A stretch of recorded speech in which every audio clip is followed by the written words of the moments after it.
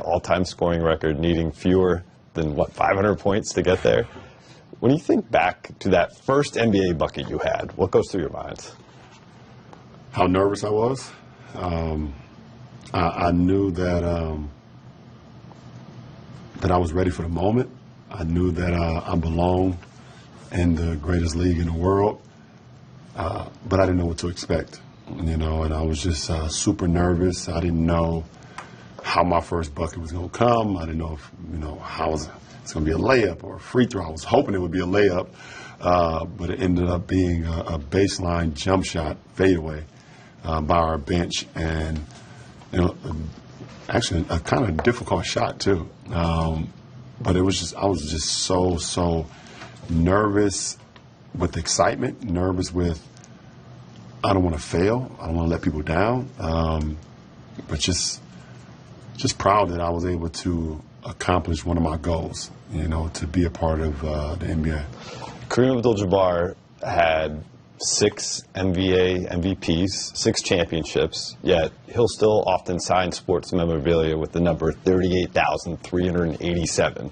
Among all your accomplishments, where will the scoring title rank? I don't know. I don't know because I have not set out to do that. It wasn't like a goal of mine when I entered the league.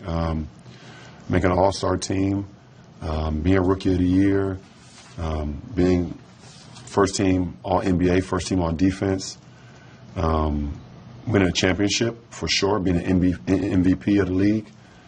For both of those? Yeah.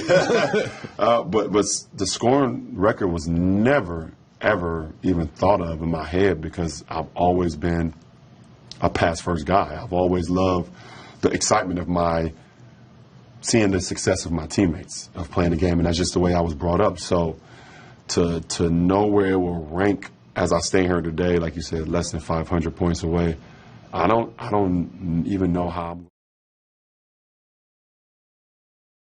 My group chats, all we were talking about was how incredible LeBron was. And we see him here, but I want that graphic. Year 21 LeBron and what he's doing. And Vince, I promise you this is not try to diminish your year 21.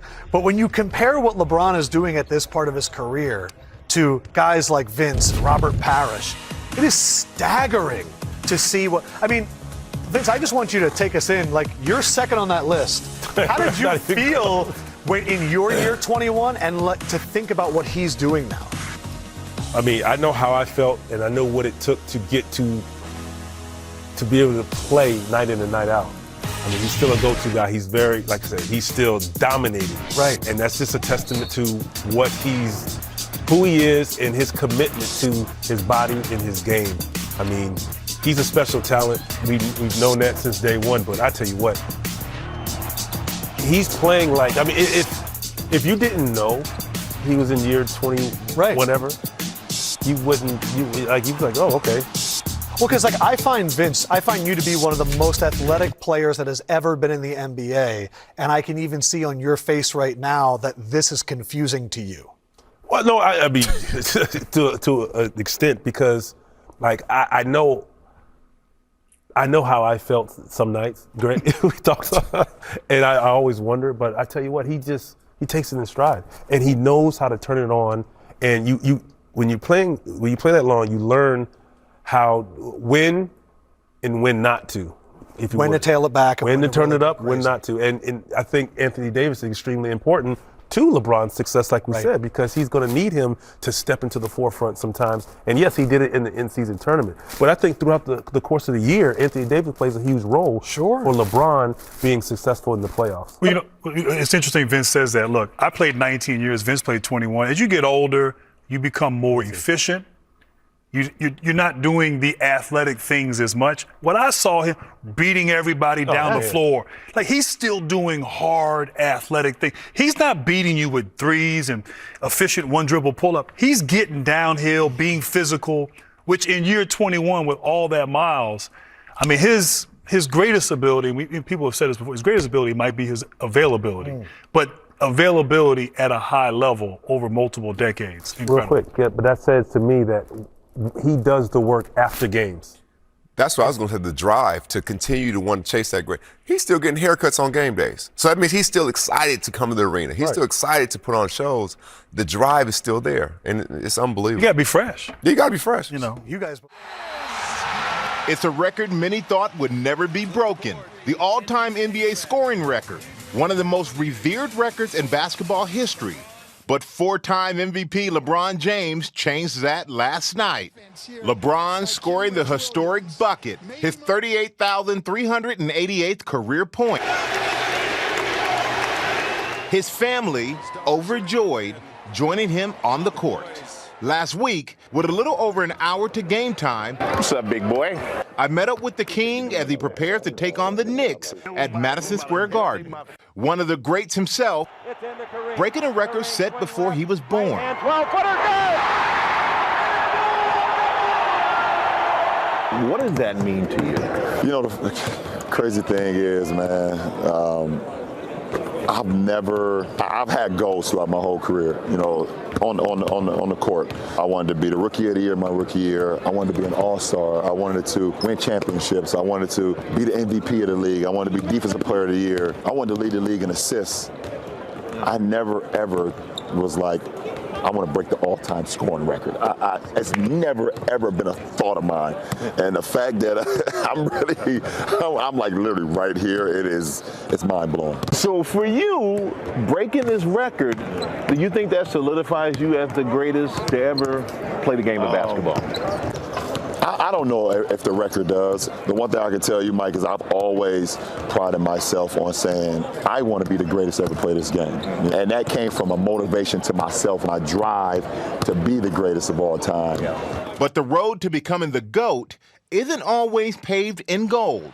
Just last month, referees missed a game-deciding call for a foul made on LeBron at the Lakers-Celtics game. His reaction making headlines. Plain dealer. LeBron, when the Warriors were up here, there was some talk about what trash talk crosses the line and what doesn't. Klay Thompson said, I guess he just got his feelings hurt. You talked about being a prideful guy and that some comments Draymond made. Would you discuss that whole issue of what's fair and not fair on the court? What happened? What Klay said? Yeah, and what crosses the line? No, I'm not. What did you say Klay said? Klay said, I guess he just got his feelings hurt. Oh, my goodness. I believe the transcript will support that.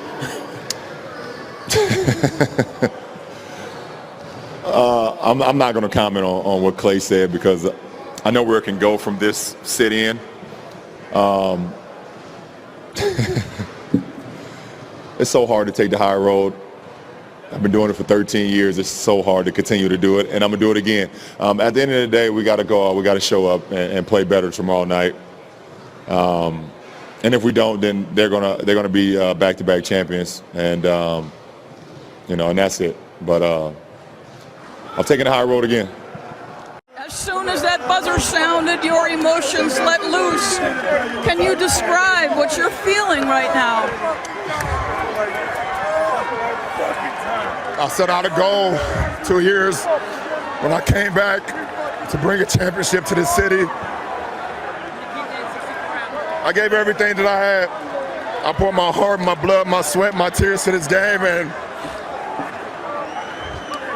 against all odds, I don't know why we want to take the hardest road. I don't know why the man above gives me the hardest road, but it's nothing the man above don't put you in situations that you can't handle. And I just kept that same positive attitude, like instead of saying why me, they're saying this is what he want me to do. And Cleveland, this is for you. Oh. LeBron, you did what no other team had been able to do, coming back from a 3-1 deficit in the finals. And to do that, you had to win twice in a place that proved too much for so many teams. What did you find in Game 5 here? Just locked in. I had to change my approach a little bit on how I approach the game. I wasn't that good in the first 2 games here in this building. I watched a lot of film, detailed it out, changed my blueprint, and was able to put together some spectacular games after being down 3-1. History, we in the record books. We're the first team ever to come back from a 3-1 deficit. This is special. We'll see you in a few minutes on the podium. All right, Mike.